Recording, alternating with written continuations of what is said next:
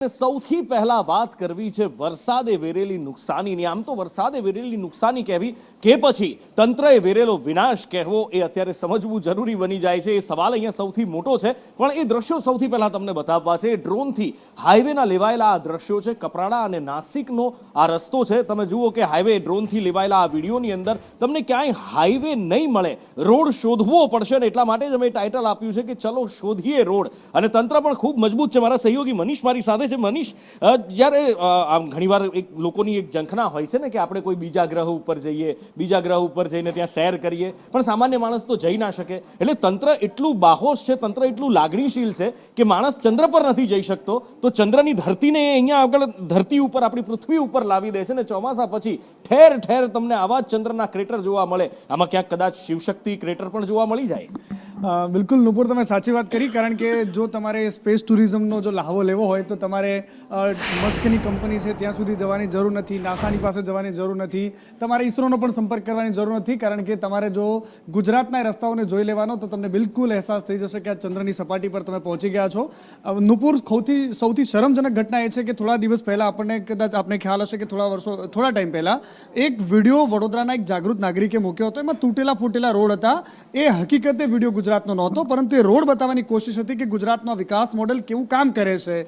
ત્યારબાદ એ જાગૃત નાગરિકની ધરપકડ થઈ ગઈ હતી। આ જાણીને તમને આશ્ચર્ય થશે, પરંતુ દર વર્ષે ગુજરાતમાં 823 જેટલા લોકોના મોત માત્ર ને માત્ર ખાડાઓના કારણે થાય છે। આ સૌથી શરમજનક ઘટના છે। આ નાસિકથી જે આખે આખો પટ્ટો કપરાડાથી નાસિક વચ્ચેનો જે રોડ છે આ નેશનલ હાઈવે છે, પરંતુ શરમજનક પરિસ્થિતિ એ છે નુપુર કે જ્યાં 30 વર્ષથી ભારતીય જનતા પાર્ટીની સરકાર રોડ, રસ્તા અને ઇન્ફ્રાસ્ટ્રક્ચરના નામે જે વાતો કરે છે, બીજી બાજુ મહારાષ્ટ્રમાં જેવી મહારાષ્ટ્રની બોર્ડર શરૂ થાય છે કે ચકાચોંધ રોડ મળે છે। આ 5 કિલોમીટરનો જે આખો રોડ છે બિલકુલ ચારણી જેવો રોડ લાગે, ક્યાં રસ્તો છે શોધવો મુશ્કેલ બની જાય તેવી પરિસ્થિતિ છે। આ અહીંયા એક માત્ર કોઈ સરહદી વિસ્તારની વાત નથી કરતા નુપુર, અમદાવાદ જેવા શહેરમાં અત્યારે 838 ખાડાઓ પડેલા છે। માત્ર આ જ સિઝનની વાત કરીએ, 1000 કરોડ રૂપિયાનું બજેટ નીકળે છે દર વર્ષે માત્ર ખાડાઓને પૂરવા માટે। હજારો નિર્દોષ લોકો ગુજરાત જેવા વિકસિત ગણાતા રાજ્યમાં પણ હજારો લોકો, સેંકડો લોકો દર વર્ષે ખાડામાં પડીને મરી જાય છે। એનાથી વધારે શરમજનક પરિસ્થિતિ શું હોઈ શકે? અને જ્યારે તમે સવાલો પૂછો છો, જ્યારે તમે તંત્રને વાત પૂછો છો તો ખાડાને એટલા જ લાઇટલી લે છે જેટલી તમારી જિંદગીને લેવામાં આવે છે।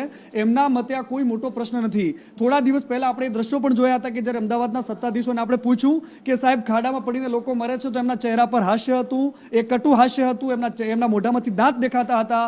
એ હસતો નેતા આપણે જોયો હતો। અને એ જ રીતે તંત્ર આપણા પર હસે છે જ્યારે આપણા રસ્તા પરથી નીકળીએ છીએ।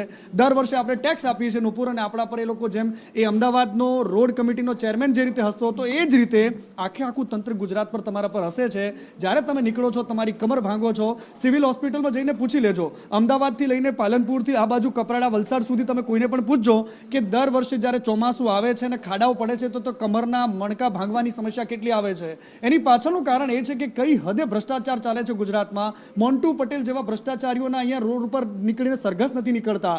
અહીંયા જે લોકો ભ્રષ્ટાચાર કરોડો રૂપિયા ખાઈ જાય છે, ફાઇલો પાસ કરાવે છે ગમે તે રીતે, શામ દામ દંડ ભેદ કરીને નેતાઓની પૂંછડી દબાવીને ગમે તે રીતે પોતાની ફાઇલ પાસ કરાવીને રોડના કામ લઈ લેવા, ટેન્ડર સિસ્ટમમાં પોતાના સેટિંગ કરવા અને ત્યારબાદ પોતાના ખેલ કરવામાં માહિર ગુજરાતમાં કેટલાક અધિકારીઓ અને ભ્રષ્ટ કોન્ટ્રાક્ટરોના પાપે ગુજરાતની જનતા વારંવાર આ પ્રકારની પરિસ્થિતિ જોવે છે નુપુર। અને વારંવાર આપણે એ દ્રશ્યો પર જોવા માટે મજબૂર થઈએ છીએ કે ગુજરાતને આપણે ચંદ્ર બતાવવું પડે છે, કારણ કે આ કોઈ ગર્વ લેવા જેવી બાબત નથી। જ્યારે વાઇબ્રન્ટ ગુજરાત જેવી પરિસ્થિતિ ગુજરાતમાં સર્જાતી હોય, જ્યારે તમે છાતી ઠોકીને ગુજરાત મોડલની આખા દેશ અને દુનિયામાં ચર્ચા કરતા હો, તો મને એવું લાગે છે કે જેમ તમે વિદ્યા સમીક્ષા કેન્દ્ર ગુજરાતમાં ગાંધીનગરમાં શરૂ કર્યું છે, એવું એક રોડ સમીક્ષા કેન્દ્ર પણ શરૂ કરવાની જરૂર છે, જેથી ખબર પડે કે શહેરોના રસ્તા કેવા છે, ગુજરાતના ગામડાઓના રસ્તા કેવા છે, કે જ્યાં સામાન્ય માણસને નીકળવું હોય તો જીવ હાથમાં લઈને નીકળવો પડે નુપુર। બિલકુલ, જીવ હથેળી ઉપર લઈને નીકળવો પડે, અને એમ છતાં પણ તંત્રને કંઈ જ